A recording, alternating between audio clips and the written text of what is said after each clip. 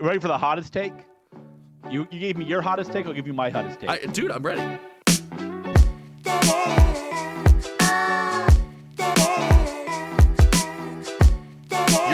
the guest. The intro is yours. Let's hit it. Whoa, whoa, whoa. Welcome to the Reaction Phase, America's #1 this week only TCG podcast. I am joined by the hometown home legend himself, Josh. Ladies and gentlemen, welcome back to the Reaction Phase. My name is Josh, and I am here with the man, the myth, the legend. I am here with George filling in for Louie. A great-looking podcast this week. Welcome to the show, man. Hey, thanks for having me. This is a blast. Thanks. Well, thanks for coming on. And Louie is traveling this week. I'm assuming he's going somewhere like, I don't know, crazy, wild, all expensive paid, you know, where famous content creators go. I don't know where that is. Yeah, I don't get invited. Stupid. I think he's at Coachella. Oh, that's awesome. Yeah, that'll be great for him. He loves Coachella. That sounds incredible. So you are here filling in. We are going to talk some flesh and blood this week, and we have a lot to cover. You can find this podcast right here. This week it's on Hometown TCG, and then subsequent weeks it will be on, or every other week it'll be on each channel. Next week it'll be back on Kitchen Table TCG, and you can find it on Apple Podcast and Spotify. Dude, you got me flustered. I can't remember. I'm not used to being in the presence of a legend. You got it. I only watch every other week, only when it's on your channel. I want you to know that. That's like very important to me. I won't watch it on the other channel. Please stop. Well, you can get it on Spotify and Apple Podcast any of those weeks. And this week we got a good show planned for you. There's a lot to talk about. There was the calling in, is it Krakow or Krakow? Krakow. I forget what country won that again. I remember a really good-looking podcast person saying that America would win all these things. Who won that calling? USA. All right, we and got it, baby. Now that nobody else is watching after that insult I just levied their way, there was a battle hardened out there we'll discuss as well, and then we want to talk FaB 2.0. Big FaB 2.0 announcement. I got you here. I'd love to get your thoughts on 2.0. I'll give you my thoughts on 2.0, and we're gonna get spicy. We're gonna do what I call the tinfoil hat prediction. We're gonna put on our tinfoil hats and figure out what's going on, and we're gonna talk banned and restricted announcement upcoming May 2nd. We're gonna make predictions. We're gonna see what's gonna happen, and we're gonna watch this back and see how wrong I get to be, because that seems to be a theme of what people do on my channel. So welcome again, man. Glad to have you. Let's dig into the calling. And you said you kind of gave away the winner, but this was a big weekend, right? There's 318 players, and that was a good number.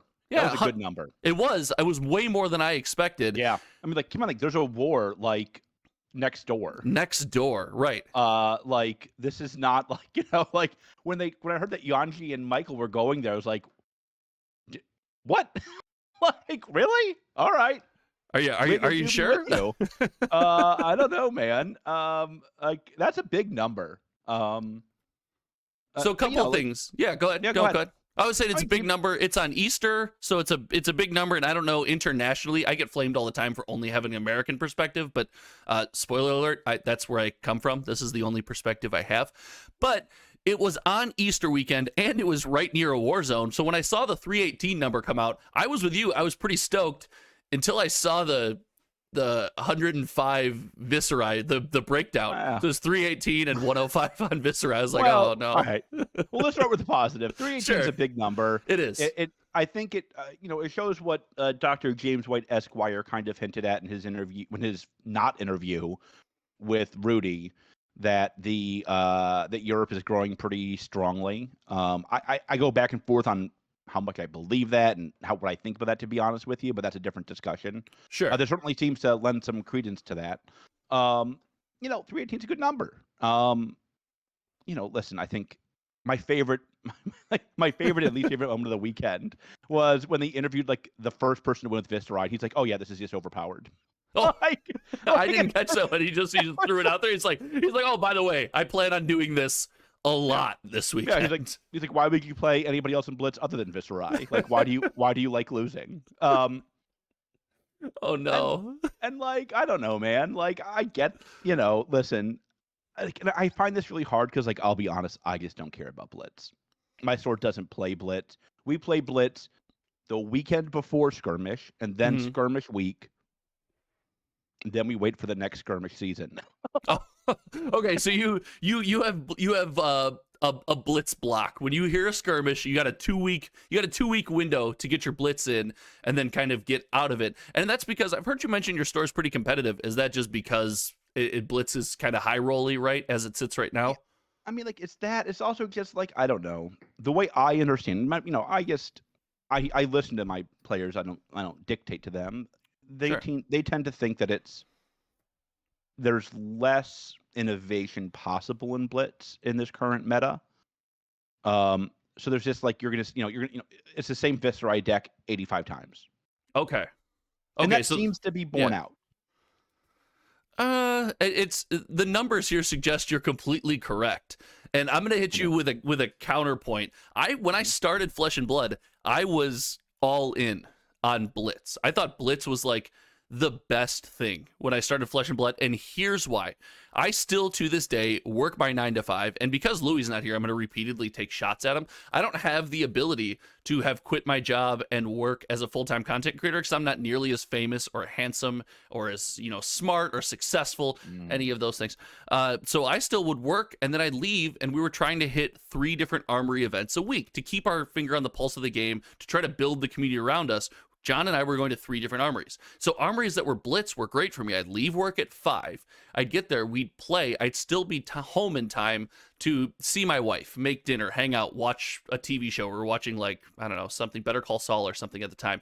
I had the ability to do all that because I could get in, get out, have fun with friends, experience the game, and then still have time to, I guess, do the rest of my life. Right. Yeah, but it's not for a calling. Blitz seems out of place for a calling. So I'm a huge proponent of blitz. I've loved blitz. I'm big on blitz until we keep trying to force it into these what are supposed to be competitive arenas. Yeah, listen, I have no problem with blitz. If people enjoy, Jordan, who I do the Bone Zone with, he loves blitz for the exact same reason you just said. That's great. If you like blitz, play it till you can't anymore. I'm all about that action. As long as you're having fun, I don't care what you play. You can play 52 card pickup with your Flesh and Blood cards for all I care. I tend to agree that it's just it's just not as competitive right now. Not to take anything away from Yanji, obviously, USA all the way. Right. But it's, I knew what hero was going to win blitz before the day started. And I don't think you were alone on that. I think that was pretty much the common consensus was there's a Viserai coming away with this thing. And everyone's saying Viserai is going to win all the blitz events going forward. Yeah. And that's fine. But until you throw it in a place with a calling with real prizes and real ramifications and stuff like that, if we were to modify blitz in some way, and I talked about this on the last reaction phase, if we were to find a way to maybe give some kind of sideboard or give some kind of best 2 out of 3, or be able to adjust through this gameplay. So when you come up against Viserai, you can at least tech against it a little bit.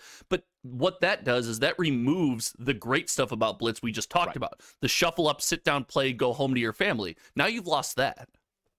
I also think, I think LSS has had some pretty obvious issues with playtesting. I think adding in different changes to formats right now, I would much rather them spend all of their time getting CC straight and narrow. Sure. If you have a limited amount of time, which they clearly do, focus every day on CC and draft. Okay. Blitz is great. Blitz is fun, and frankly, I view Blitz a lot more like Commander than most, which is you can just have a table rule. We're not going to play Viserai today. Yeah, that happened all the time at my store. That's fantastic. Like a rule 0. Say, hey, we're all going to get together to play Blitz for quick games, but nobody be an asshole, essentially. Yeah, I mean, there's different commander decks where it's this can kill you in 1 turn, this can kill you in 3 turns. Yeah, the power level discussion you want to play with. Yeah. I think I view Blitz like that right now, which is fine. It's just not my store's bag. There's a couple people who always play it, but there's 4. There's not a big scene in my store for it, and I don't think that'll change. I mean, it's, part of it is always just I think we've always played CC. We've always drafted.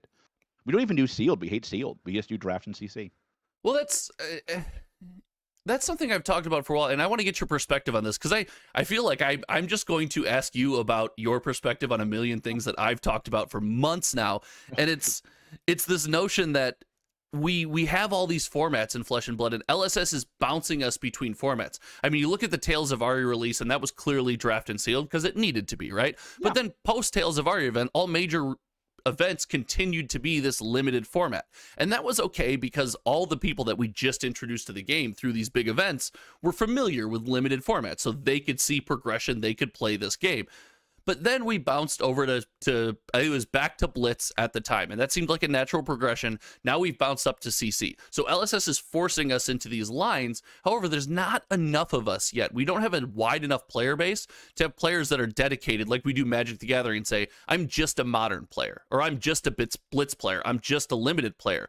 Flesh and Blood needs all of its players to support every single format right now. We need the pack to move as we do. So that kind of I believe that's why they're bouncing us between formats, and that's why we have events like this. Do you think that's viable?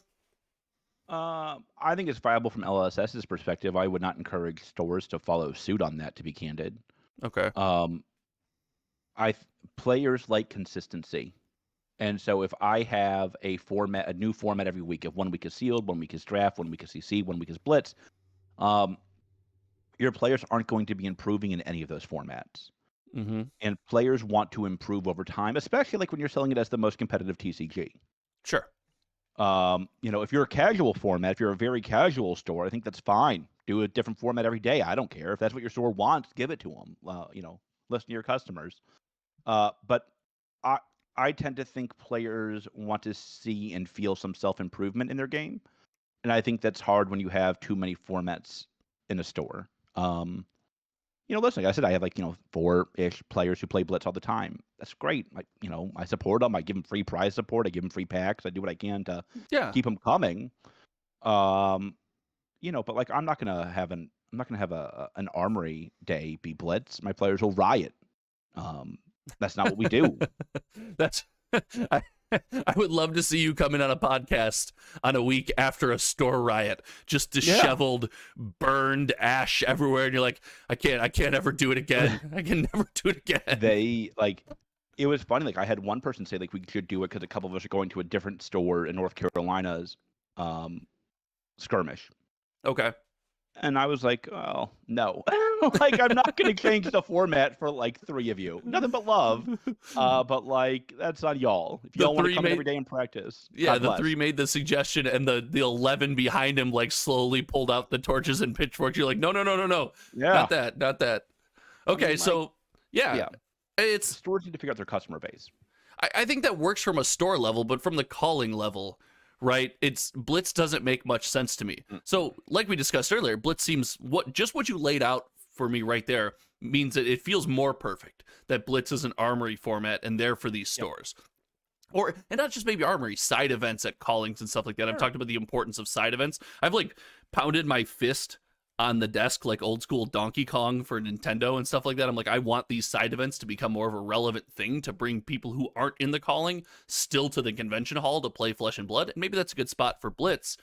But with 105 out of 318 players playing Viserai, that to me indicates it's kind of, we're screaming from the hilltops about Starvo, but not about Viserai here. Well, the level of care for CC in the community is far greater than the level of care for Blitz. Fair. And I'll be stunned. My first thought when I saw the breakdown today was I was shocked there was that few Viserai. I was stunned. I thought there was going to be 200. Really? Okay, so you said... Why? Who's not playing Viserai if they want to win? I don't get this. Maybe Blitz isn't as tested though. So maybe Blitz isn't as tested, so the community doesn't know. It's wide knowledge right now that Starvo is wide, high and above. Maybe it's just niche knowledge that this is the best Blitz hero because nobody talks about Blitz. Well, and I think that's all LSS needs to hear, right? Is if people aren't talking about it now, when there's pretty obviously a problem with Viserai, frankly. Frankly, I think the problem with Viserai is a lot more obvious than the problem with Starvo. Really? Really? Not even close. Not even close. Okay. You can tell me a story where Starvo doesn't win a calling or a battle hardened. I'd be really surprised if Viserai loses a event in skirmish or event in Blitz. Okay. So, I mean, there have been skirmish results that have flowed in that haven't been Viserai. But to your point, they were early in the skirmish season, right? When things were being shaped out and maybe players were hearing that Blitz. Early events are always tough. And then your local skirmish is always hit or miss too. Like, what if you have 2 Viserai players in a field of 32, even if they're the best? I mean, they're stacked against odds. Yeah, I guess I don't tend to think skirmish odds are the best way. Like, I talk to good players and like, what are they telling me? I look at the events from the callings from all these major events, and like I was shocked it wasn't 200 Viserai. I was stunned it wasn't 200 Viserai. Okay, so it's not 200 Viserai, but do you have? I sent you a rundown earlier. Do you have that in front of you right now? I can. Don't. So the top 64, how many of them were Viserai? So you said 100 was low, and the top 64, obviously Viserais did clear into the top 64. How many of those 64 were Vis? 48. 32, exactly half. There was 32 Vis split right down the middle. I thought that number was, I thought that was going to set off some alarm bells somewhere and people were going to be shocked. Like 50% one hero doesn't, I don't want to be mean about this. Like, people don't care about Blitz. They're not as passionate about the Blitz meta as they are about CC.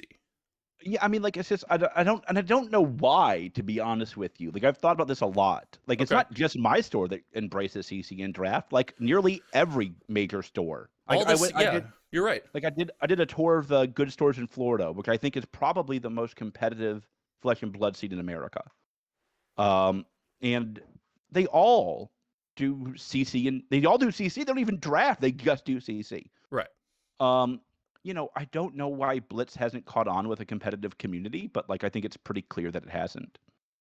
It definitely hasn't. And just so you know, that claim about Florida, Chicago has something to say about that, and we'll get into that. Did you drink something sour? Was that drink gross? Yeah, I drank my $100 ProQuest sourness in Chicago. That's what I drank. Yeah, okay. I drank.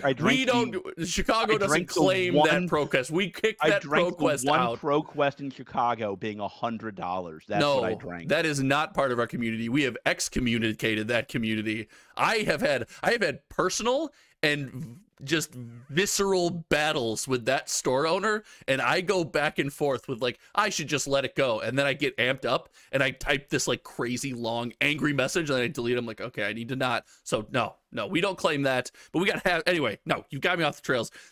No, they're not part of us. Chicago's great. Chicago might be the best. Half Viserai in the top 64 and the top 8 breakdown. How many in the top 8? This game is great. 5. 6. Way closer. Okay, wow. Yeah. It was close. That was a close run. I mean, like, yeah. Ugh, this was gross.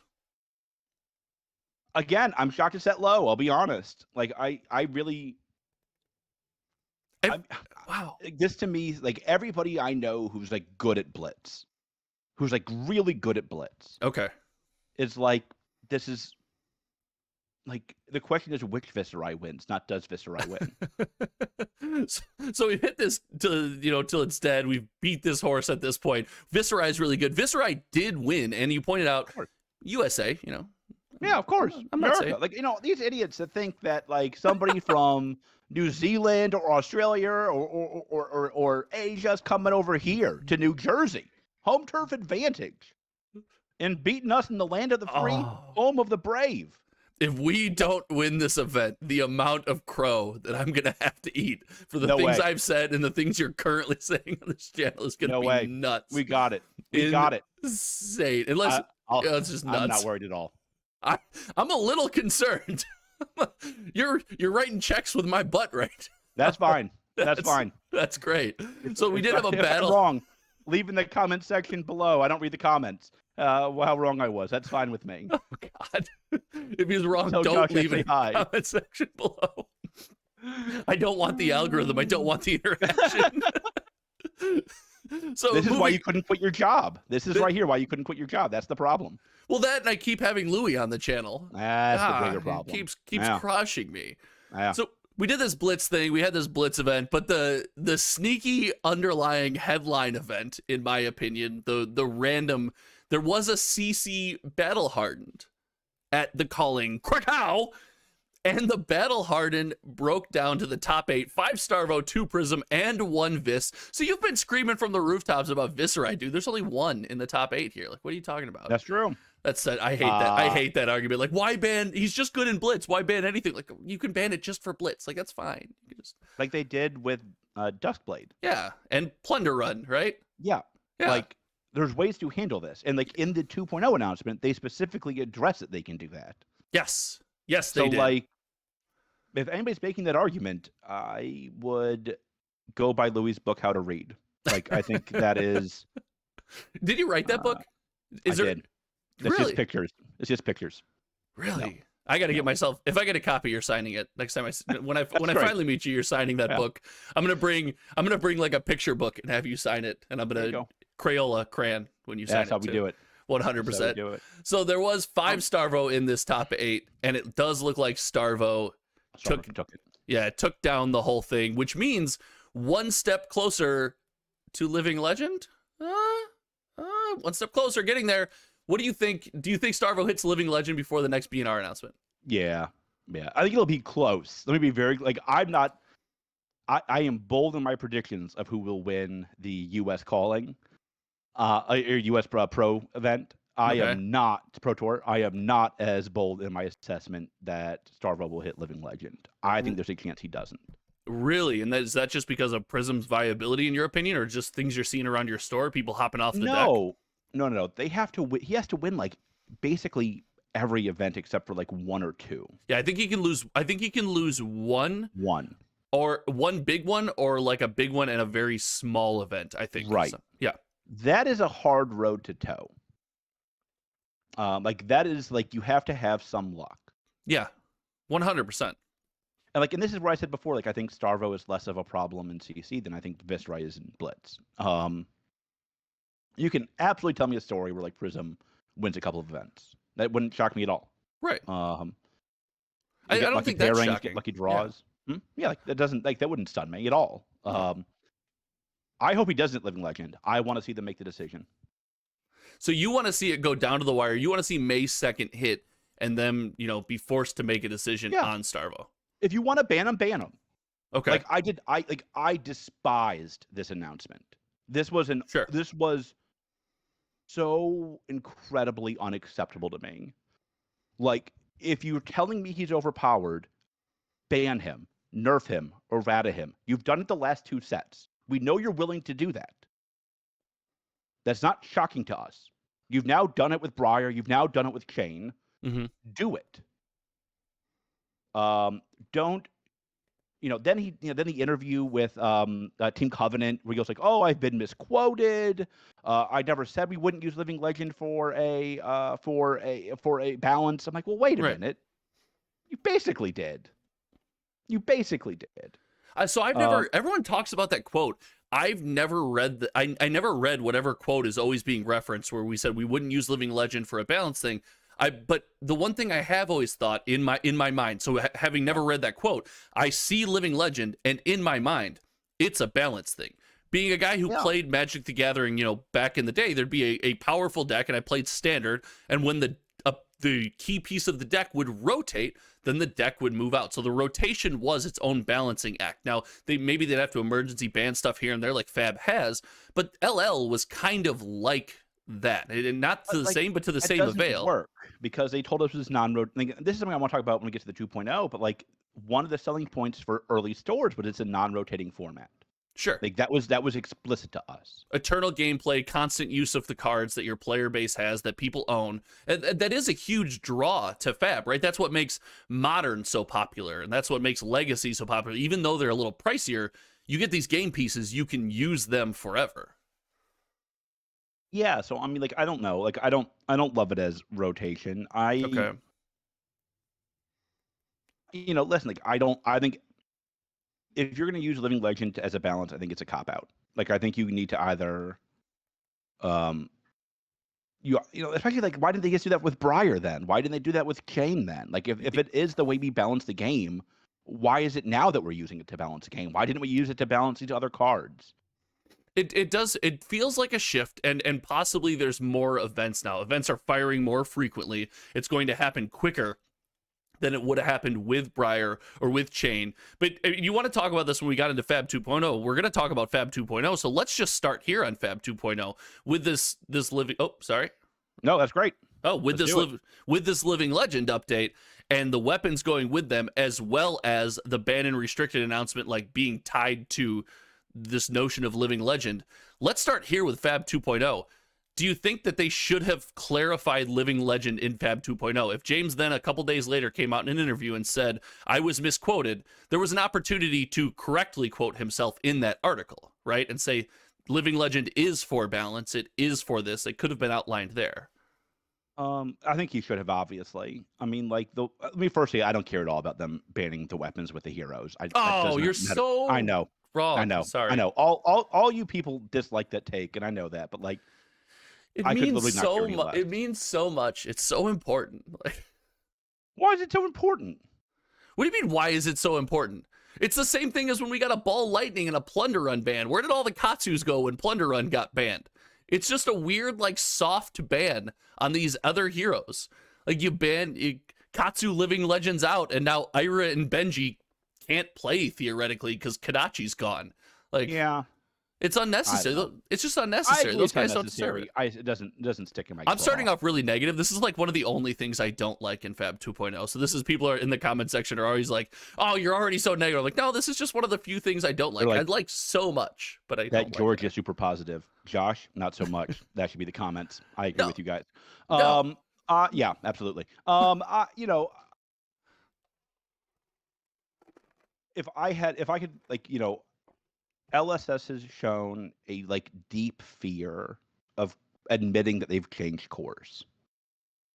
They don't want to admit any mistakes, in my opinion. Okay. The only time they admit it, except for, like, Duskblade randomly, like, you know, if I was a real editor, I'd slap the "we made a mistake" image on the screen right now. Like, I think clearly the way they view Living Legend has changed. I don't think that's at all a controversial statement, and, like, frankly, I don't care that it changed. I really wish they would have just said it changed, and I think I'd be fine with a new change. I think this is healthier. Really? I think this is a much healthier way to handle it. As far as banning the weapons, or as far as using Living Legend as a method of balance, right? To rotate. Yeah. Okay. I mean, like, you know, I thought that's what it was for. I was out of the loop. I thought it was for that. I mean, they told us as a non-rotating game, and, like, I'm like, you guys, that's not working. And that's okay. It's still, like, what people fall in love with Flesh and Blood. It's not the non-rotation aspect. No, it's the game mechanics. Yep, 100%. It's the game mechanics. Yes, that's what people love about it. If you say, listen, we're going to do some power creep. It's the way we're going to, because we have to get this meta back on track. We're going to use Living Legend a little bit differently. This was not our original vision, but guess what? We're 3 years in. Things change. Companies change. This is the new way we have to do it. I don't think anybody would be opposed to that. I know I wouldn't be. So people wouldn't be opposed to that, but there's also some kind of intuition that needs to be had by the player and by the consumer. And I know I'm with you. I want upfront as much communication as possible. I came and I said FaB 2.0, I want to be this clear announcement coming from a strong state of view and saying this is our path, and then I will lean always as I have. I've always leaned in, I don't understand the business, so in James White and LSS, I trust. I love the game. If you can give me a clear vision, even if I don't agree with that vision, I say go for it. I'm like, hey, you maybe know things, you're working with full information, I'm not. Go with that vision. And this was that clear just statement. But from the consumer standpoint, often we sit there and say we don't want a rotating game and we don't want power creep. But if nothing ever rotates and you have the most powerful deck without power creep and making something more powerful, the most powerful deck will remain the most powerful deck forever. So we don't want bans, we don't want power creep, we don't want rotating formats, then there will be one best deck forever in eternity. So Living Legend answering that makes sense. I think we should have seen this coming, and we shouldn't be up in arms. We should have looked at him and like, you know, that might have been the statement, but it's the only thing that makes sense. Just logically, that's where my brain goes with that. Yeah, I mean, that's like, I think I think very clearly there is a change in how they view the game. I think this way is healthier. I just wish they would state it. That's all I care. Like, if they had started off with like, listen, FaB 2.0, this is what we've learned over the last 8 years, right? We've learned that like non-rotation is really not viable. It gets stale for players. It is hard to maintain from a playtest perspective, and like we too often miss the mark, candidly. So like we're gonna have to rotate sometimes, and that's not gonna be the same way Magic does it. We're not gonna be like, oh, Welcome to Wraith no longer exists, but it does mean that certain cards won't be as viable in the meta. But with Living Legend existing, that's always been the case. Whether they say that sentence or not, the fact that Living Legend exists means that there's always some kind of rotation.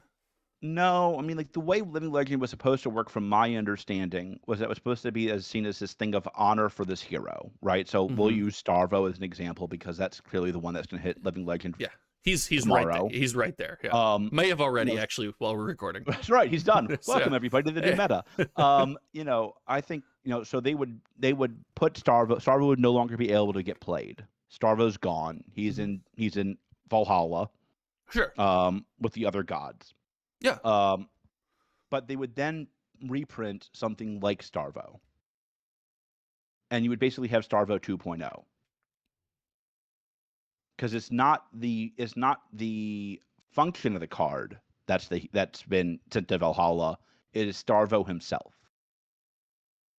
Oh, so okay. Let me lay this out and see if I have an understanding, because that sounds insane to me. And maybe this is why I haven't been as upset with all the LL and rotation stuff, because I never saw this point of view. But so you have Starvo, and Starvo rotates, and then you print Barvo, the brute guardian, and then he does the same thing. The text on Barvo is the exact same as the text on Starvo. It would at least be allowed to be functionally similar, is my understanding. Okay. So maybe that's the same thing, but it's light and shadow, and if you show a light and a shadow, you get some effect or something like that.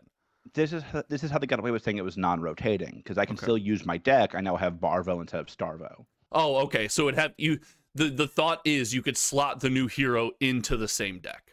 Yeah. Wow. See, I don't know. I've never heard that, and that sounds fascinating. That to me, then my argument would have been, I care even less about Living Legend, because I've made it known before, and I don't know, maybe you could equate this to the players at your store.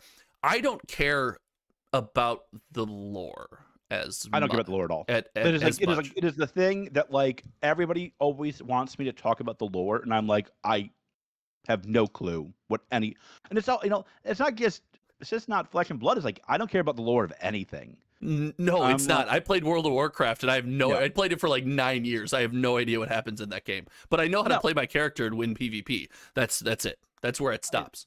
I used to play board games a lot, and my favorite game was called Kalis, and they were like, oh, hand me 3 of the cotton cubes. Like, colors, idiot. Give me the color of the cube you want me to send you, because I have no idea what any of this nonsense means. I'm converting one cube to another cube to get points. Yeah, you're a shrewd businessman. You're working with transactions here. Yeah, I mean, like, the hell you mean cotton? Like, get out of here. So like, no, but like the Living Legend for a lore thing doesn't make any sense anyway. When I'm sitting down at a card game table, and they've said it, and this is where it contradicts itself. So I've always this is crossing my mind for the first time, because it's never made any sense to me. When I sit down, I'm told that I'm playing the game with the absolute best game mechanics, which I agree with, by the way. That statement is just true. Picking a Knights Play card game, I always play Flesh and Blood, and it's sad that I'm just this much of a simp at this point in my life.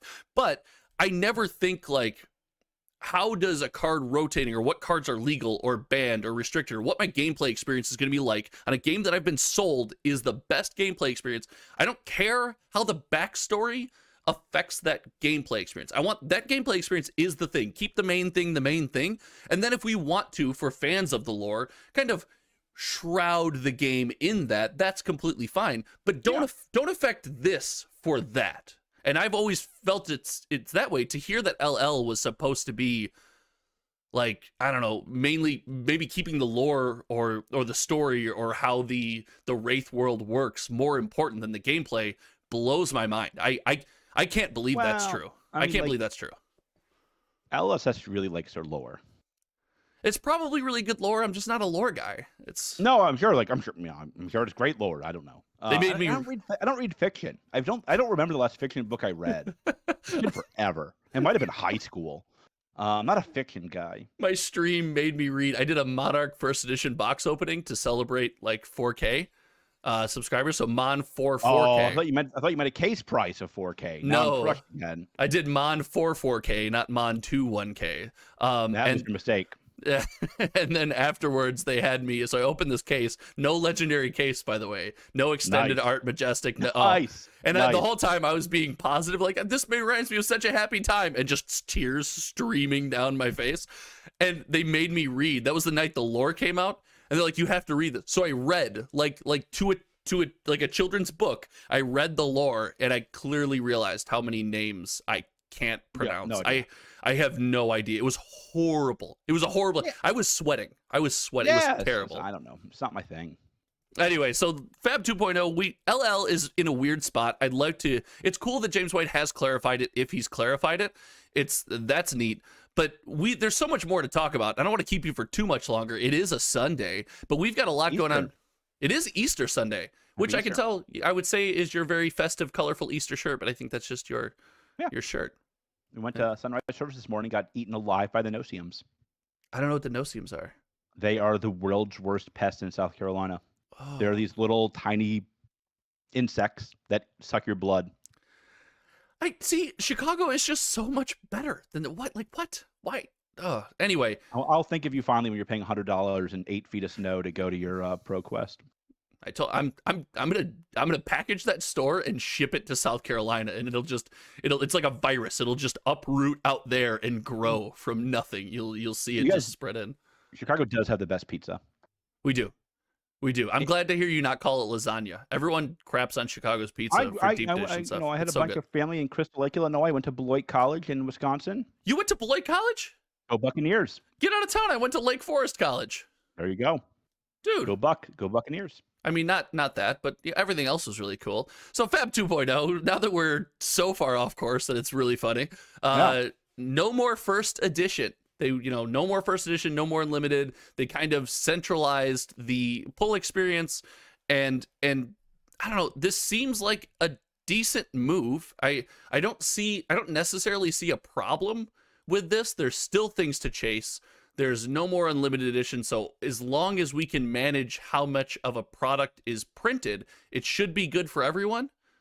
But and how much the product is distributed, I would say, is the other part of that. So we were going to get just printed, but also distributed. We are going to get into that. So let me ask you. I'm going to start there. FaB 2.0. Then all these changes. If that's your take, did we need a change to anything if the distribution model functioned and acted like a distribution model? If they didn't go and hold all this product and screw the market and completely screw the consumer, do we need a FaB 2.0? Is FaB 1.0 just good enough? So I think people are misunderstanding this. When the game started, there were two goals of LSS, and I think that the boxes solved one to some degree but hurt the other. One of the main selling points of FaB in the early days was that it was going to be your staples, your cards you need were going to be cheap, inexpensive. Okay. But your collectible side will still have something to chase after, mainly the fables. Command and Conquer. And this completely got messed up.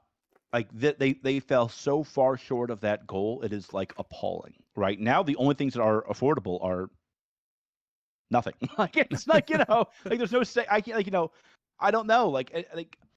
And I think they weren't built for the growth that they saw. Oh, the game exploded, dude. And that's what was hard, I think. And I think I'll be a little bit more serious on this podcast than the other podcast. I mean, I think mainly for your sake, Josh. I think the Louis knows how to handle me. You don't yet. I'm learning quickly. Yeah. I think that their goal of having staples be affordable was missed because the game exploded so quickly. That was one of the goals that they stated to us. Now, I would argue that they missed that a little bit with playtesting, right? Like some decks run the heart, some decks run the eye. Right. So like people will need that card, and that card is going to be expensive because it's so rare, period. Right. But like, let's leave that aside. I think that's a different issue. Arguably, though, those decks can be run. I don't want to cut you up, but arguably those decks can be run without them, right? Absolutely. They can function without them, and the advantage that you get is generally so minuscule that over a large, smattering of games, let's call it, it doesn't make that much of a difference. No, I don't think anybody would argue that the heart or the eye is decisive. Sure. Okay. But the other part of this was they wanted first edition boxes to kind of pump sales early. Okay. So customers tend to buy when there's an immediate decision to be made. You're going to buy it or not, when there's time pressure. Think about like when you go to a mattress store or card lot or whatever, and you say, let me think about it and come back. You never go back. Like every salesman will tell you this. You've lost that sale. Yeah, I'm familiar with that, yeah. So like if you're not buying it today, you're not going to buy it tomorrow. First edition was meant to solve that problem. You're going to buy it today because today you're getting the good version, tomorrow you're getting the bad version, so you better buy it today. And then Monarch occurs. And all of a sudden, it's like, what did I just buy? That's exactly. I just held up a Monarch case. I know that I bought Monarch boxes at $400 a box for a couple of them because the feeling was, like you just pointed out, if you don't buy it today, then you just don't own it. It's out. It's gone. And like what I don't think they took into account is the absolutely staggering amount of bad actors in the United States. Like Channel Fireball is the vast majority of the problem for this. I think that's pretty fairly obvious at this point. Yes. But like I know of a distro that sold Monarch 3 months ago. To stores? First edition Monarch to stores like 3 months ago. That's not a good actor. That's an unfair actor. That's not distribution. It's not a distributor. It's not a distributor then, it's a store. Right. Exactly. And I mean, like, we all know that like one of the other direct partners found had $1,000 in canceled orders. Right. I'll leave it at that. So like there was, at least, if nothing else, there was a mess around first edition at that point. 100%, but we lay this on the feet of LSS, and then we expect FaB 2.0, and we expect a change to the unlimited model versus the first edition model.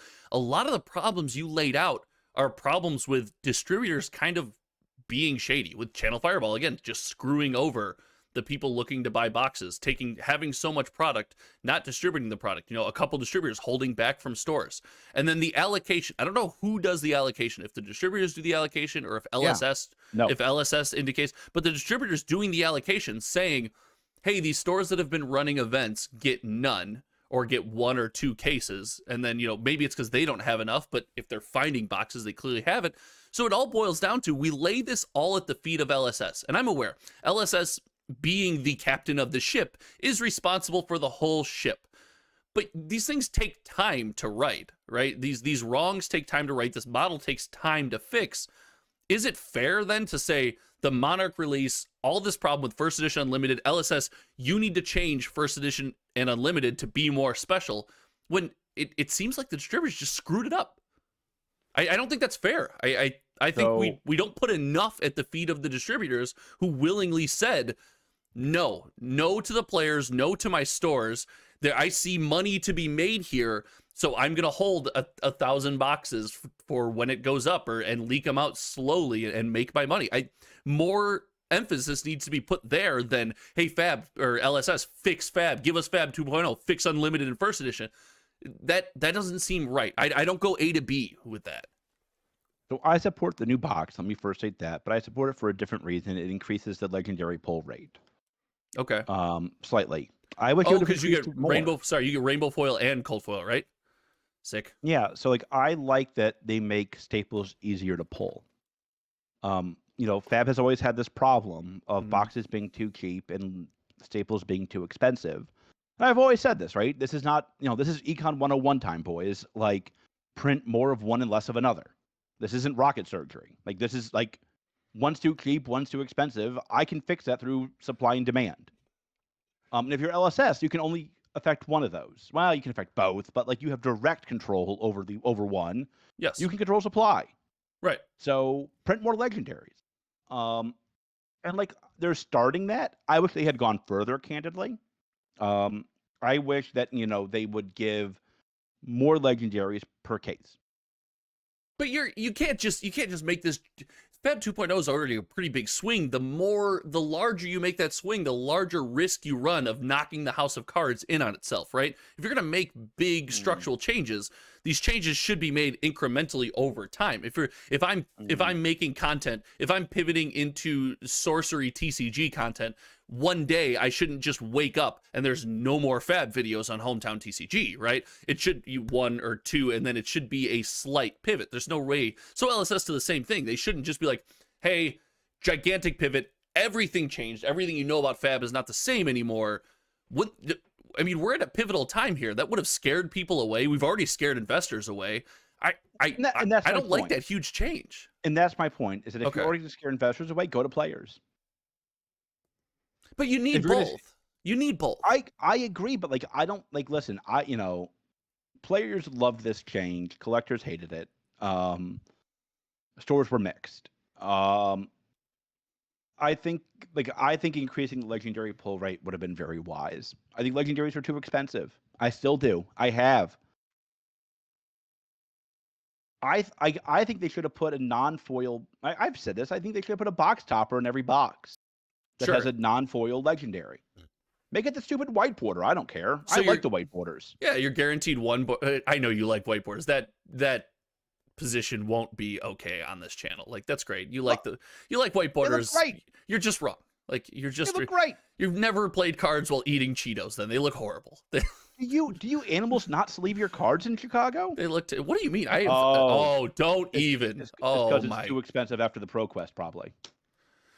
Not a Chicago store, not invited into the party.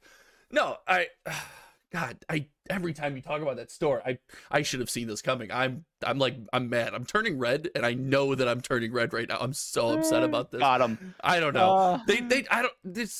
I don't think it's fair. I liked the old model, and I'm actually a fan of the new box as well. The change, the FaB 2.0 change where we made the new box, I was like, oh, that's actually really cool. People now, though, a byproduct of that, if people are going to use the phrase print to demand, and that's going to freak somebody out. Somebody's going to be like, that's also not reality. I'm aware, but someone's going to use that phrase, and it's going to freak somebody out. But the biggest takeaway, and I did a first. I messaged Rudy. I've been a Rudy patron for over a year, over almost 2 years now. And I messaged Rudy for the first time, and I was really official. I was like, hello, sir. Like, help me. And I said, the one thing I noticed that nobody's talking about in the FaB 2.0 announcement, and I pulled out his Rudy card. I have two of them. I pulled one of the packages out behind me, and I pulled the little insert, the Alpha Investments LSS insert. And the insert says to bring people together through the joy of playing and investing in great games. I screenshotted that, and then I screenshotted the announcement. It says to bring people together through the joy of playing great games. They dropped the and investing in. And as the guy, the channel, the person who went to 3 armories a week, I am all about playing the game, that freaked me out. And the reason it freaked me out is I have this belief that we need a symbiotic relationship. We have players, right? And we need collectors and investors, because at any time we could kick out a couple legs of the table, and the other opportunity, the other side of this can hold that table up while the other ones, we fix the legs and bring those players back in. I think we need a symbiotic relationship for this game to be what I want it to be. And then dropping that was a huge deal. So you mentioned that they pissed off investors and they pissed off collectors and investors. That scares me because they were already pissed. Like, we took the demographic that was already pissed and said, huge announcement, big changes, nothing for you. Like, and that made me nervous. I think, and this is not an LSS exclusive problem. I've talked to probably 3 other TCGs that have talked to me about this. Weirdly, LSS has not talked to me about this, but 3 other TCGs have. Sure. I'll leave it at that. They confuse collector, investor, and flipper. And I always tell them, focus deeply on the collector, hear the investor, ignore the flipper. That's great advice. Because the flipper's not going to care. The flipper's going to flip He's gonna Monarch flip the next today, thing. Yeah. and PS5 tomorrow, and Meta Vives the next day, Right. and GameStonk the next day. Right. That dude is not in the fold. No. It's like Louis, not really in the flesh and blood family, but we acknowledge him. I hate that take. I call Louis the Fab Father. He was the first person to make a YouTube channel all off Flesh and Blood. No other games. He just made, and he grew up and he blew up as a YouTube channel. He's the first Flesh and Blood only YouTube channel that made it. That guy's the Fab Father. You're wrong on this. You're wrong on this. I call him something else. I do too, but off camera. So, I mean, like, the collector is super important to your community. 100%. Because the collector, like, I have I'm very public about this. I have an enormous Flesh and Blood collection. I have an enormous MetaZoo collection. I have, I think, 7 hearts. Pushing Cold me foil off the screen with 9.5. all this flexing. Yeah. Want me to bring over my box of goodies? No, you're good. That stuff matters to me. Right. I love those things. And, you don't want to piss the collector off for 2 reasons, in my opinion. First, it's just like there's no reason to. Be honest with them, and they tend to be pretty chill. They're business people, more or less, normally. And the other reason is, like, listen, they can tank your market. And, like, you've seen this with FaB. Yeah. Like, they can crush your market. And nobody wants to buy a box that's worthless. That's 100% true, and I get that. Even players, I argue, as a guy, again, a player, I'm already gonna get roasted this comment, but you said, I love FaB 2.0, we're just talking about the stuff that I'm maybe not as high on right now, and they're gonna say, like, oh, why would I ever buy a box? Like, I don't care if the collectors like the box. I don't care if people who collect the game like the box. It doesn't make a difference to me. But it does, because even players, nobody is either 100% player and then throws their cards in the garbage after a limited event, and no one is, very rarely are we 100% collector who have never played a game of Flesh and Blood. We fall somewhere on this spectrum, and these players want to open boxes and have cool stuff. Now, what do they utilize that cool stuff to build a collection? No, often they utilize it to get more game pieces, right? It's a high value, something that they don't like. They utilize it to then turn that into different and more game pieces. But for that to work, for that machine to function, the box has to have value. And for the box to have value, it has to be sought after and coveted. It can't all be free. So we talked about they wanted staples to be free. You can never have that. Staples will always be something sought after, because if your player base currently grows, staples are something everyone wants. And if everyone wants them, there is a demand. And hello, there's a demand that people are going to buy them. The price is going to go up. That's always going to happen. But you can't just neglect one side of this equation, which we've done. And that scares me. All the other stuff, all the stuff for play is just fantastic. And we have such a solid and dedicated player base, and people are just rabid about 2.0. They've rallied around like these statements and this concept. And I think that's going to hold us up no matter what happens. We're going to play this game because we love it so much. So for right now, it doesn't make a difference. It doesn't make a difference for right now. We are going to continue to play this game and push forward.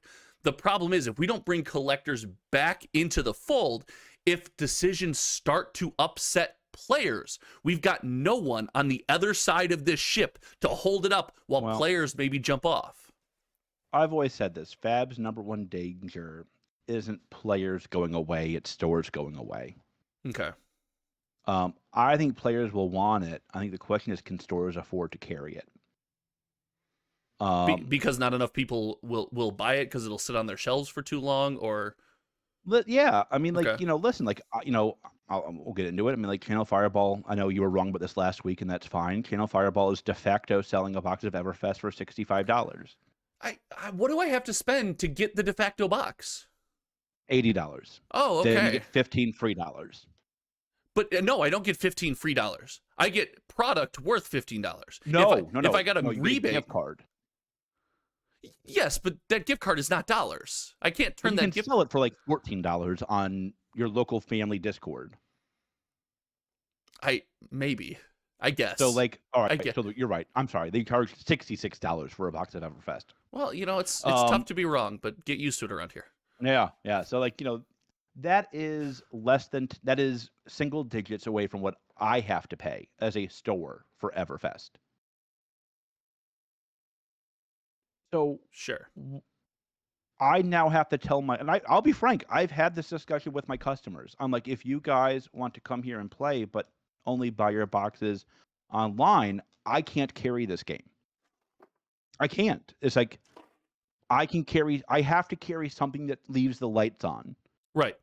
I view my store as a public service because it's on a military base, but I'm not going to chip in every week. That's not going to happen. Right. At the end of the day, it's a store. Right. I want to break even, but Yeah. I will break even. I will not chip in. Right.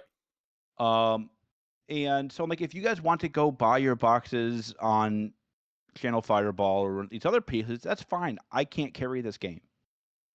And they're like, no, we got your back. We think you provide all the services. You have these great events. You throw in free packs. You do these things. Of course, we're gonna buy product from you. And I'm like, I truly do appreciate that.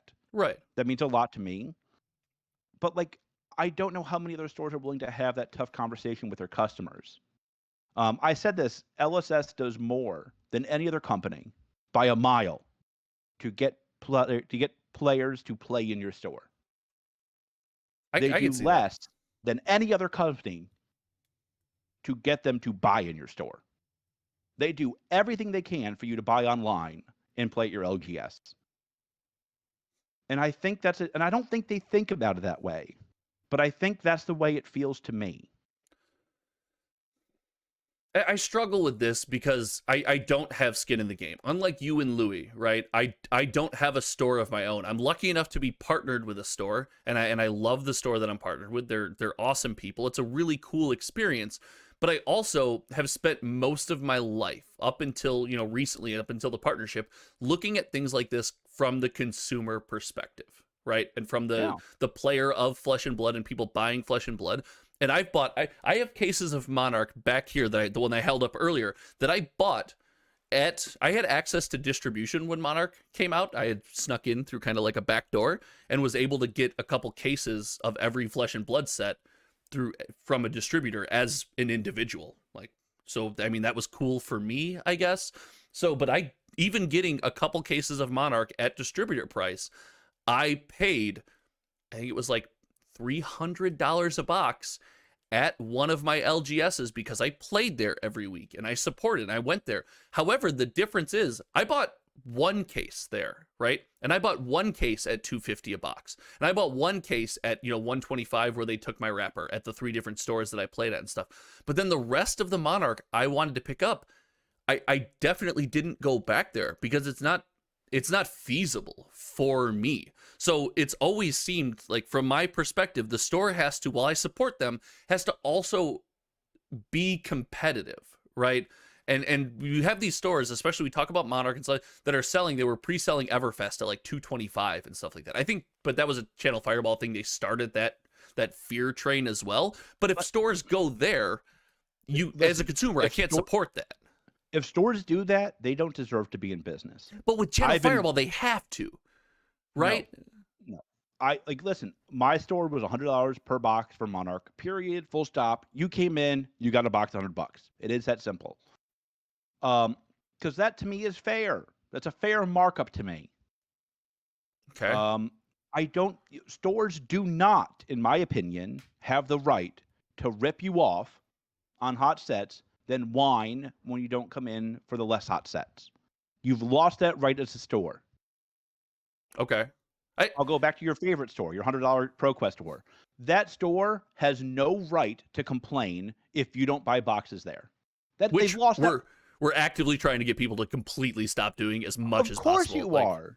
Of course you are. Don't go to that store. They've lost that privilege. They've lost that right. But I'll go back to my store. I charged you $100 for a box of Monarch. You don't have the right to complain to me for charging $100 for Everfest. I'm actually making less on Everfest at $100 than I did on Monarch at $100. Right, because the distributor markup has changed, right? Was enormous. Right. Okay. I'm paying 22% more for a box now than I was during Monarch.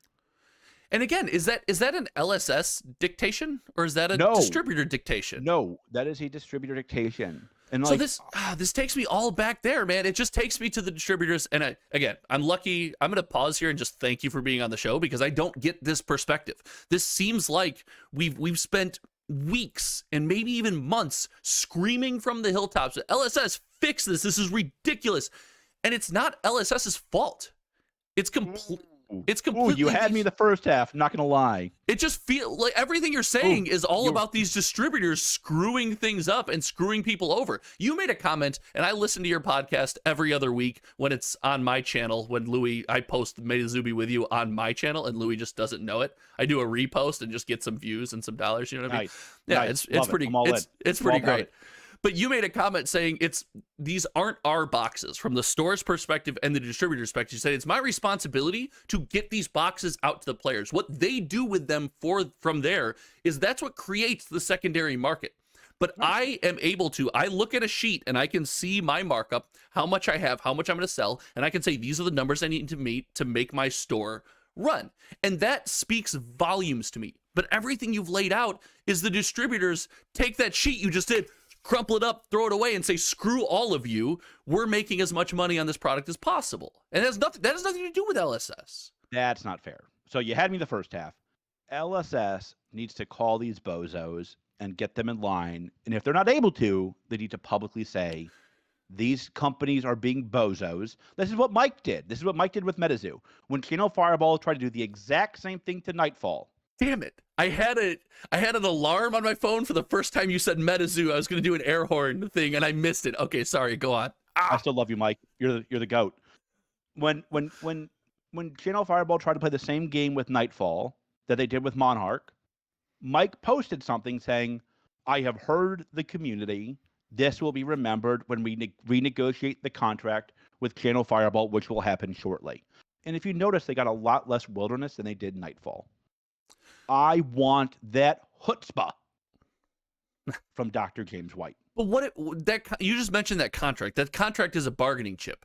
What if LSS doesn't have a bargaining chip yet? The bargaining chip comes up in a year, right? You can't just renegotiate and pull out of a contract.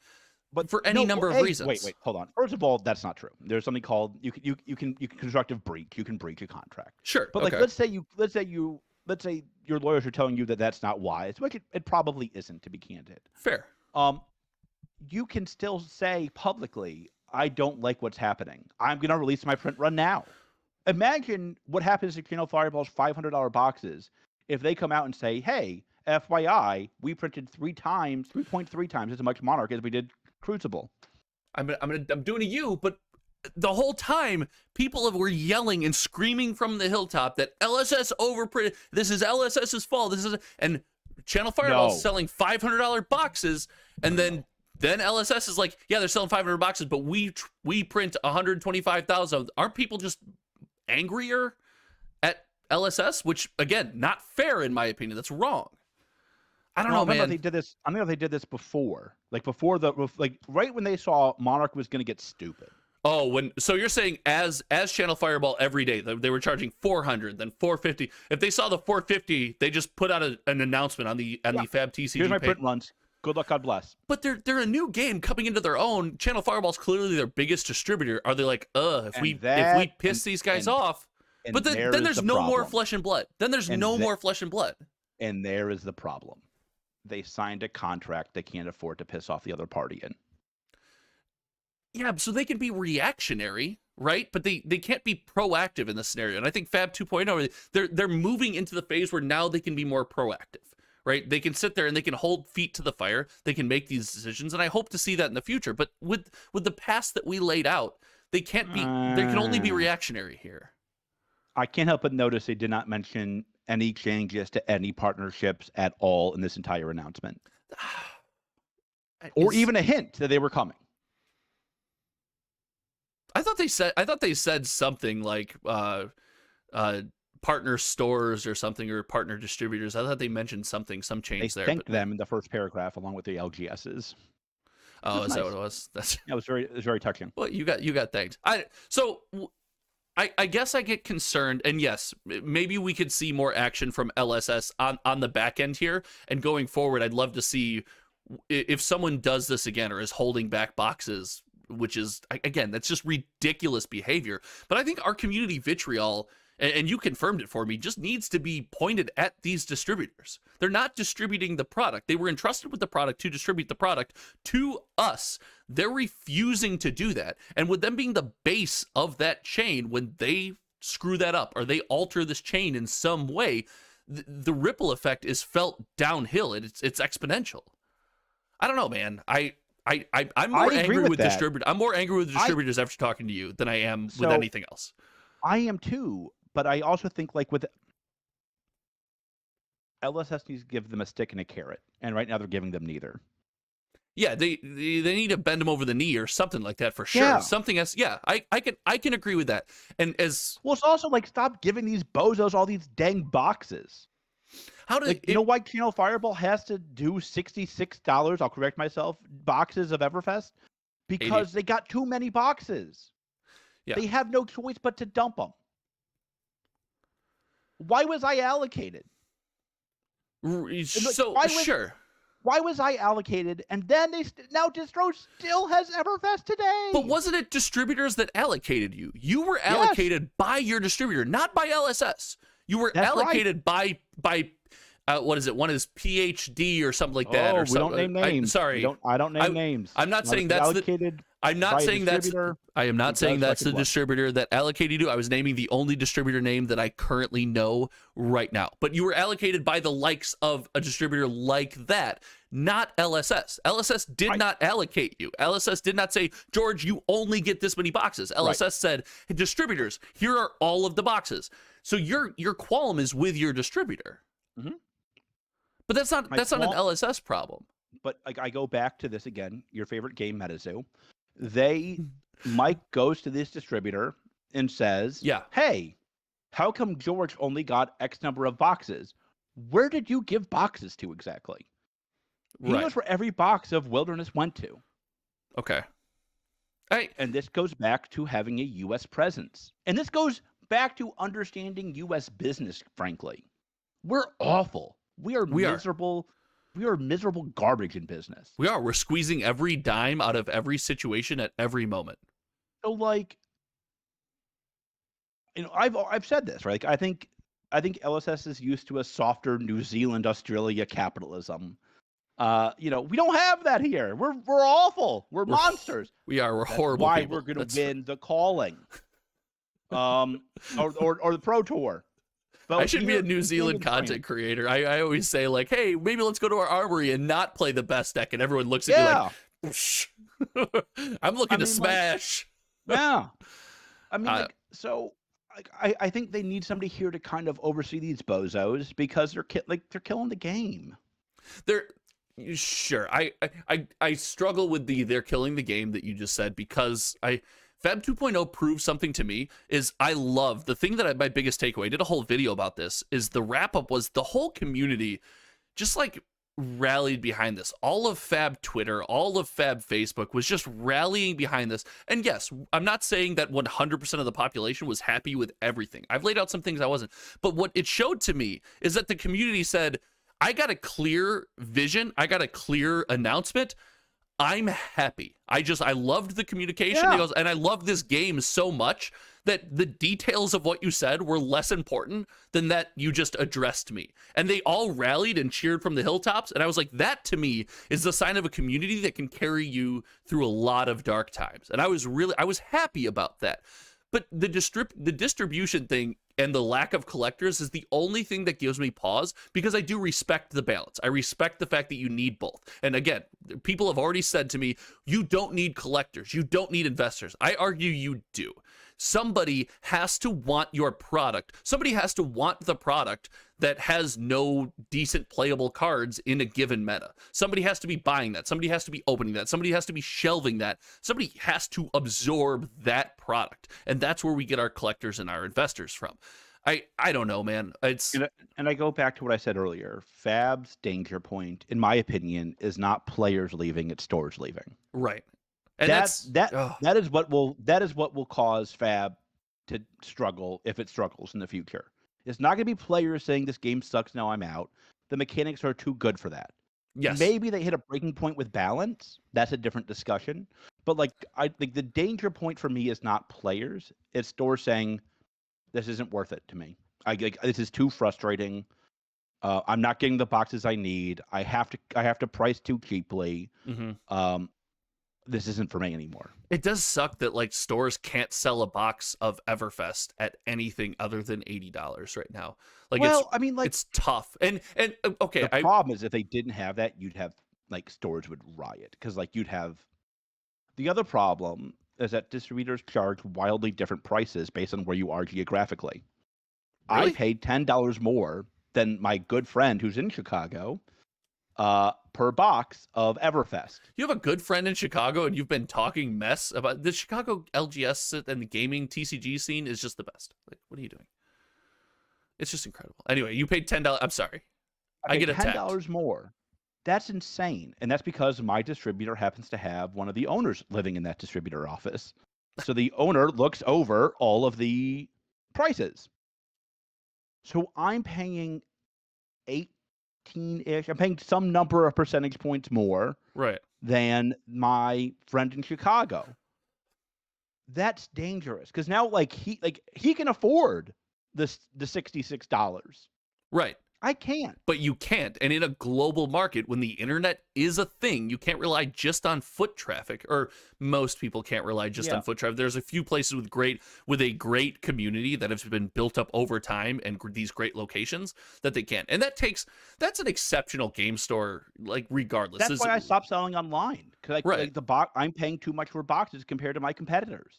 And I'm not alone. Like anybody in the Southeast will tell you this. That's to see again. Talking to you, I'm mad at distributors. I just hate distributors. Here, I'm gonna hurt you on this one. Then this is a FaB exclusive problem. I paid the same price for Wilderness. I paid the same price for Magic. I paid the same price for Pokemon. I paid the same price for Yu-Gi-Oh. I paid the same price for Final Fantasy. As everybody else. So FaB is the only. FaB is the one that like I can tell you. I know of. I talked to probably the 5 or 6 biggest stores in America. Mm-hmm. They all pay different prices for FaB. Not one of us pays the same price. I'm the highest because I'm in the home office. But the other one that's close to me, the other big store that's close to me, a couple states away, they also pay what I pay, roughly. If that's true, again, I haven't seen the numbers, and I don't think you have any reason to lie about this. I don't love that. That feels terrible.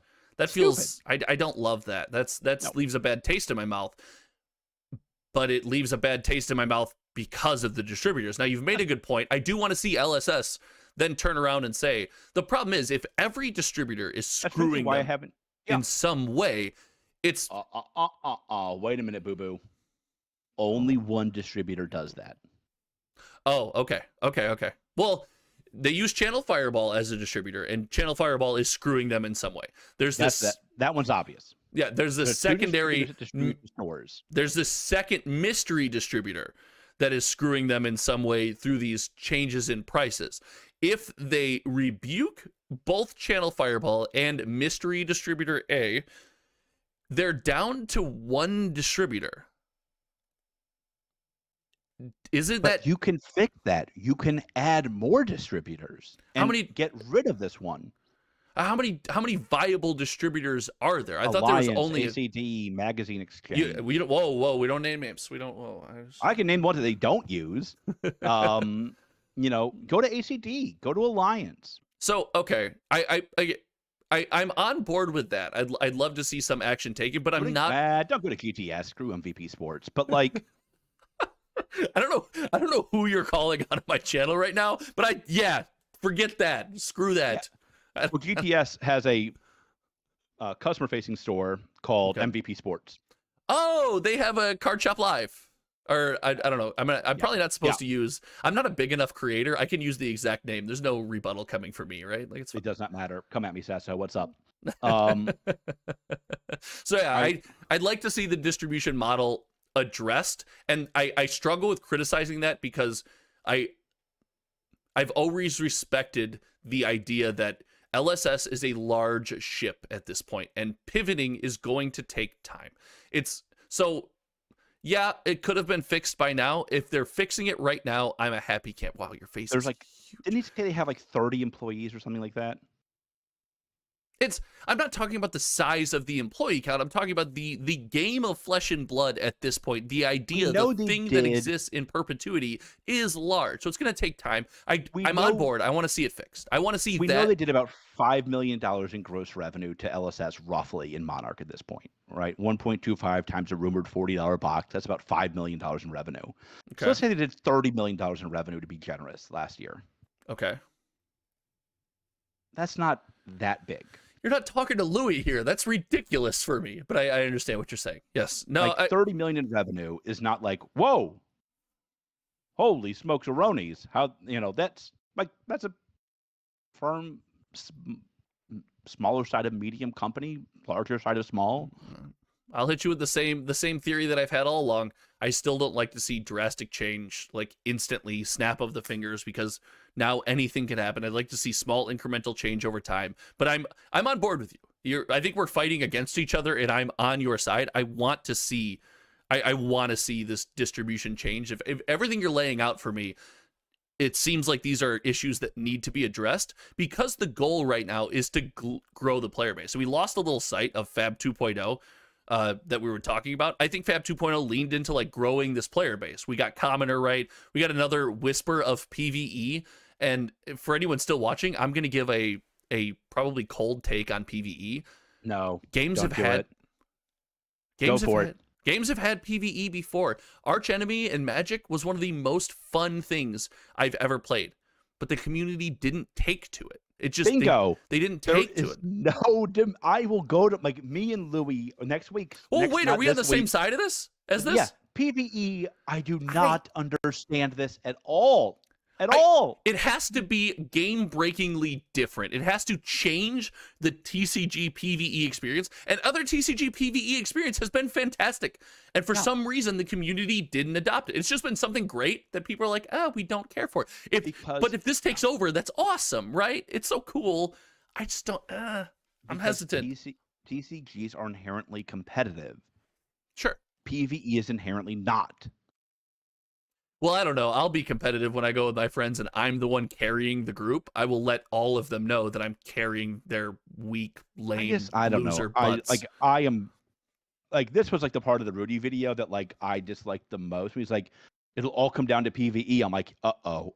I don't like, feel it was a bigger deal that Commoner is an officially supported format, because I've been screaming from the rooftops, like, I want more players in Flesh and Blood. How can I, as a content creator and as a member of a community, get more people in here? And if you can run Commoner armories, I've talked the game store I've partnered with, I've talked, like, we can now build 30 decks at almost no cost to us and just keep them at the store, and they can be rentals. You can buy the deck. We can have Commoner armories, and like, hey, 8 people in here have never played before. Great, we have 8 decks that you can pick up. Anyone can play Commoner. You can go on TCG Player. I have budget upgrades and stuff like that. You can click buy on a deck and it's $30 and it comes to your freaking door. That was a bombshell of an announcement. I loved Commoner. Commoner, are you gonna play Commoner in your store? Probably not. Yeah, do you? So you have once a month. Right, but you have a highly... Not for armory. But that just lends credence to Commoner is important, and we're getting more people. We need to build this large foundation of player base. Okay. Like, that's the thing. Like, Blitz to me isn't fun. Commoner is fun. Anyone can win, and now that I'm sure now that Commoner's a supported format, there's going to be someone that comes out with the 75% of the meta Commoner deck, and it's going to be like, oh, great, like, way to take this over. But that's why? Fine. To what avail? I mean, like, Commoner's fun. I'm all about the Commoner life. I like Commoner. You said you're worried about the game stores dropping out of FaB. Like, that's what kills FaB. Do the history packs help? Oh yeah. I'm sure I have a long list of customers looking for them. No, the history packs aren't for you. They're not for you.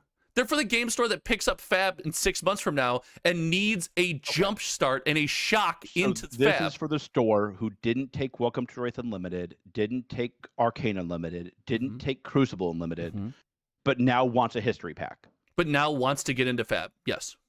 This is for the store. How many do you think? How many? Like what? Like do you think it's gonna be a large number or like a small number? I agree with Louis, and I think you on this. It's too early. It's not needed right now. The history pack, even for the scenario I'm laying out, if a store wanted to get into Flesh and Blood right now, there's still enough unlimited where they could. The problem is a year from now, when a store wants to get Flesh and Blood, if we keep going, they need something. My community needs something. I also need something on the shelf when someone comes in. I heard about Flesh and Blood. What I want to buy a booster pack. What do I buy? Oh, do I point them to one of these 3 original sets? I don't know what you want to play. There's various stuff in there. I have 2 major problems with the packs. 2 major problems with the box. First, I cannot stand the no foils.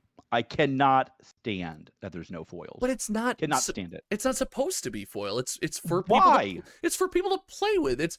People can play with foils. I know, but I hope not throwing them away.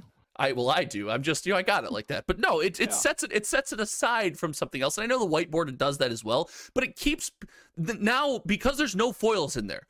There's make a reverse foil, make a reverse hollow. But there's like nothing to chase. So evil people like me that have been playing Flesh and Blood for some time, I won't go buy these packs. I won't scoop them up from their intended audience. Would you buy this if there were foils? Yeah, having white border foils would be fun. If I'm a collector, I'm adding white border foils to the collection. Like, I have to have a couple of them. Yeah, 100%. They're still going to add it to the collection. Like, collectors are going to buy this. Collectors are going to buy this box. They're the only ones who will buy this box, but that's going to be it. I don't think they will. I think they will. Sure, there'll be some completionist collector. There'll be some completionist collector that buys it, but most casual collectors, just like casual players, won't buy it. It is too expensive. It's too expensive. But what if there's no misses in the box? What if everything is Razor Reflex and Fate Foreseen and Sink Below and like there's no misses? Everything is a playable card. We've taken things in the 428 card set. What if they're all playable cards? Yes. What if they are all? Then I misunderstood Flesh and Blood. If there's 428 cards that are currently in the meta, I've misunderstood Flesh and Blood. Or in the meta, or staples for a hero, right? They're staples for Azalea. Even though Azalea, we needed more. We don't need it right now. We don't need it right now. We don't need it right now. We need it down the line in the future. But everything in there is a viable card. Then it's fine. It comes out to roughly the same price point, and you get to pick one pack. No. It comes out to the same price per pack, not per card, because they're 10 card packs. But we don't know what the pull rates are. So, like, I guess if we assume that everything they've done up to this point doesn't count, and this will be a whole new thing, then maybe it's true. If there's a legendary and they didn't announce it, and they didn't announce that, is 2.0 them still not announcing things? If so, like, no, I don't love that. I think it's too. I think this product is too early. I think it doesn't make sense for where we are right now, and I also think it's not for you and me. So us evaluating it is rough. It's not for us. So let me be very quick. I like the product. I disagree with Louis on this, and I disagree with you on this. I like the product. I think it can be good now. Oh, okay. I was about to say I like the product later. I do not like the price point, and I do not like the lack of foils. I don't get why. I don't. Welcome to Flesh and Blood. Open these cards. They're the worst version of the cards intentionally, and you don't have and you have the worst version of every card you can pull. Enjoy yourself. The foil so without the foil, now the other stuff feels special. It still serves as like this injection, this jumpstart, this pseudo charge of a community that doesn't exist of Flesh and Blood staples for every hero. I can get behind the argument of price point until we find out pull rates and stuff. So I can get behind that argument of being like, it's too expensive until we find out everything in this set is gas, right? Now, will we? No, you're right. We won't. You're right. We won't find that out. The price point could be too high, and I'm okay with that argument. But if you're going to say, if the argument is don't buy history packs, buy singles, that's the argument for every set of Flesh and Blood in perpetuity until the end of time. My argument is that I don't think these will feel good to open because they're going to be the worst version of every card, and they're a bad introduction to Flesh and Blood. But I think they will to a player base that hasn't been playing Flesh and Blood for the past 3 years. That just gets started. They'll feel good because they have an opportunity to have them. And if Unlimited is gone, like it's supposed to be eventually, it's an opportunity to have that where you didn't have it. It's an opportunity to open a Razor Reflex. You've never opened one before.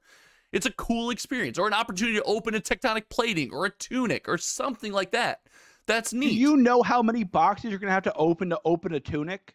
How many cases you're going to have to open on average to pull a Tunic in a 428 card set? Replace Tunic. Open your first legendary, whatever it is. It's a cool any opportunity. Legendary is going to be very hard to pull in a 420. There's 9 legendaries in a 428 card set. Enjoy your box openings. We don't do box openings on this channel. I hope you like. I know. I hope you like cracking packs because you'll be doing that. And again, yes, sure, but I think it's cool. It sits on the shelf. It's someone who hasn't played Flesh and Blood before, a community that hasn't played Flesh and Blood before. It gives them. Worst part what about can I point at? The worst thing is like everybody else was right. Unlimited was for collectors the whole time. That's what I hate about it. Unlimited has been such a misnomer. I've had this fight for so long. Like, Unlimited is never actually unlimited. Sooner or later, things stop getting printed. And the argument was, why move to this model and why not just keep printing?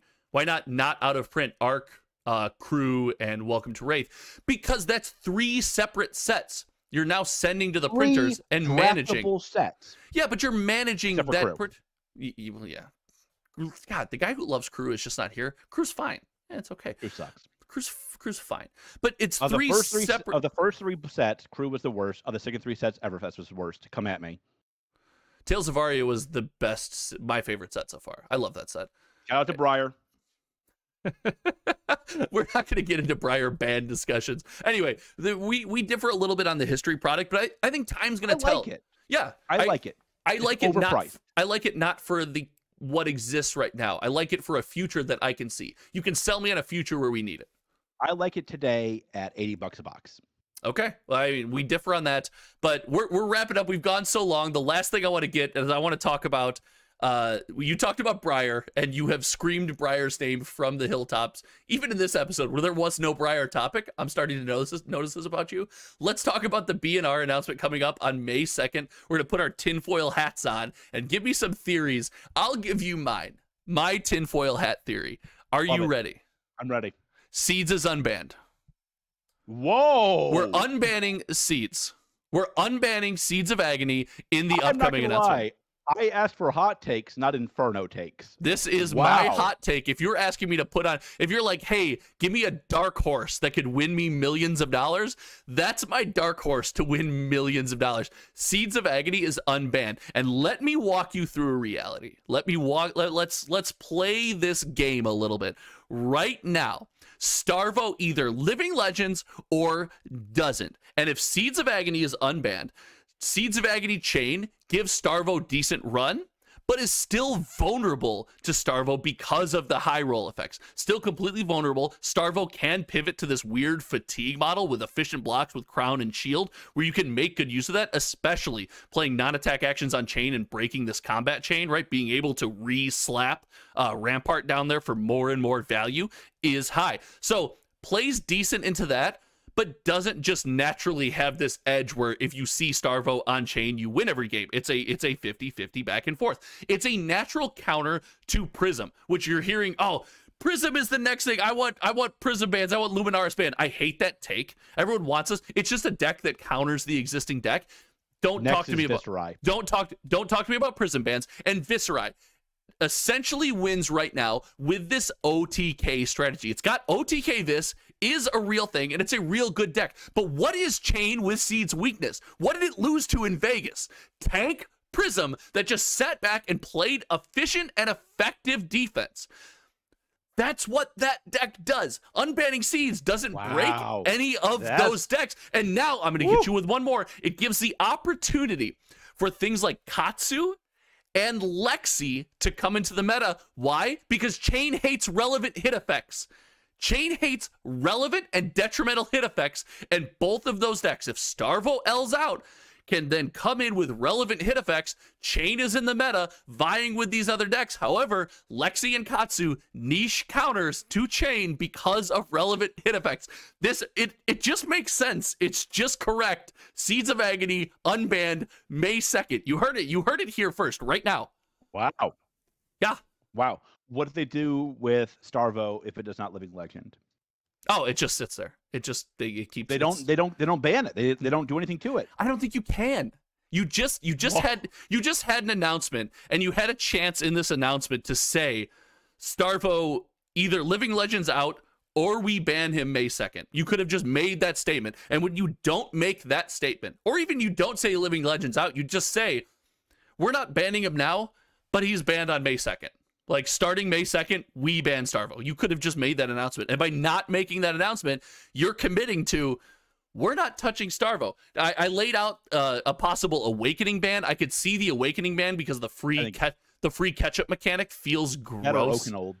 No, it won't be. It'll be the Awakening ban, because Oakenold, it can be high rolly, it can be counteracted, you can play unmovables, but Awakening is like, I'm playing Lexi, I'm playing Lightning Lexi, and I'm beating down the Starvo to the point where the Starvo can't afford to keep a full hand and just Starvo me on repeat. It can't soak that much damage until you're like, oh, I'm rewarded by soaking this much damage to be able to go boom, 14 to your face, -4. Good game. Yeah. All right. Wow. Those were some Inferno takes. I like those. That was great. I'm just correct. Like, come back here when I'm right, and then look at me and be like, wow. If you're right, we'll come back on. That's easy. That's amazing. That's oh God, please no. Yeah. I tell you, that is a spicy take. Wow. No, it's right. Tell me, break down the logic. What part of that logic was incorrect? They don't admit mistakes. So the Duskblade, we made a mistake. Yeah. I gave myself that one exception for a reason. I think they will either, if he does not hit Living Legend, they will ban or heavily nerf my boy Starvo. Your boy is Starvo? I thought no. Okay. No. I only have one person in my life, and her name was Ryer, yeah. and they murdered her. Yes, they did. Oh my God, what is going on with my hair right now? Go ahead. Love it. You know. So I think they are going to ban or nerf Starvo pretty heavily if he doesn't hit Living Legend. Okay. They're going to do something to Blushy Skeleton. I hate that take. The deck is not a problem. And we're going to say we've done no testing because admittedly, right, testing is a weak point. If they've done all this testing in the background and they say Viserai is fine, no, you can't just nerf Skeleton because we think Viserai might be a problem. I think, ready for the hottest take? You gave me your hottest take, I'll give you my hottest take. Dude, I'm ready. Without Starvo, Viserai goes banana pants. Is that a hot take? No, not at all. It's a cold take. It goes completely. I mean, like it does to CC what it's done to Blitz. Okay, so you're thinking like 60% of day absolutely. 1 meta, 75% of day 2 meta, 5 or 6 spots in the top 8. And I think they have this problem, right? Because I do question like how many heroes can you nerf before it's like, what is the point of this? Right. Like at some point they have to get it right. That day is not today, though. I don't think. I think Starvo's clearly a problem. The unbanning of the seeds, I like that. That's a good take. I like that take a lot. If you unban seeds, yeah, right, it solves a lot of your problems. It solves a lot of your problems. Now, Briar's the weird one, right? And the change to Briar, there's so many changes that were made to neuter that deck, right? So many changes that were made. But if you I have not built a deck since then. But if you were to change the Briar errata, leave the bans, but change the errata to Briar's ability, she's admittedly insanely strong and has some of her best run against a chain deck that I'm theorizing, right? Or even a Katsu deck or a Lexi deck, decks that don't want to block and want to try to commit to this race. You have this weird, I'm committing to the race, but any moment I get a free pivot off the race. I get to set us back to the starting line with blocking so efficiently with these non-attack actions because you don't want to block me. So that I'm super skeptical of Katsu. I'm very bullish on Lexi. Lightning Lexi. Yes, Lightning Lexi can. Katsu has an inherent predator in Briar because Katsu likes to play a value game until Katsu assembles combo or has a good hand or something like that, can apply some pressure. And against Briar, you play that value game, and then on the turn you go to pivot, Briar then can free block everything you're doing with those non-attack actions. And you're like, oh, I took 12, 14 damage to pop off, but all my stuff is now free blocked. So that feels good. I'm pretty bullish on Lexi long term. I think Lexi's in a good spot. The problem is Awakening. The problem is Awakening because I tested the deck till I was blue in the face against the Ascent guys. Sent me a sweet Lexi list. I tested against Starvo till I was blue in the face, and Awakening just is like, and in the games where it became a thing, I'm ahead. Oh, Awakening. Oh, Starvo. Game over. I'd like them to make Awakening Oldhim exclusive. That's fine with me. Make it so that Oldhim can use it and Starvo can't. Just like hard banning it doesn't really affect the other Guardians. That it doesn't like hurt them. And it's Oldhim. It's not a high value card. Does it? Yeah. I could be convinced that it does, but my position right now is that it doesn't hurt them that much. Like Oldhim's gonna be good if we can find a way to get Prism out of the meta where Prism's not a thing. Oldhim's real good. If Prism's not a thing, Oldhim's real good. You watch a bunch of these top tier players. If Prism's not around, start pivoting to Oldhim because there's so many opportunities to outplay and outvalue your opponent throughout the course of that game. Oldhim's good, man. Oldhim's good. I'm telling you. Anyway, so Oldhim is my favorite looking hero. I love Oldhim's look. That is a sexy monster. I love that dude. I do like making thumbnails with Oldhim in it. There's something about that image that just feels freaking fantastic. I'll get behind you there. So if any of these happen, you heard it here first. And we've been talking for an hour and a half. This has been ridiculous. If you do if they unban seeds, if they unban seeds, I'm gonna dedicate the next episode of May the Zoo Be With You to you. After that, tell me where I'm wrong. Tell me in that logic I where I'm already wrong. told you where. I don't accept that explanation. You were just incorrect. We'll see. We will see. Thank you so much, sir, for hanging out. Do you have any final words for anyone who might still be watching this ridiculous podcast? May the zoo be with you. And also with you. And guys, you know where to find the episodes of this podcast. Thank you so much to George for hanging out. Shout out Louis on his travel. And until next time, you guys know me. My name is Josh, and we will see you around.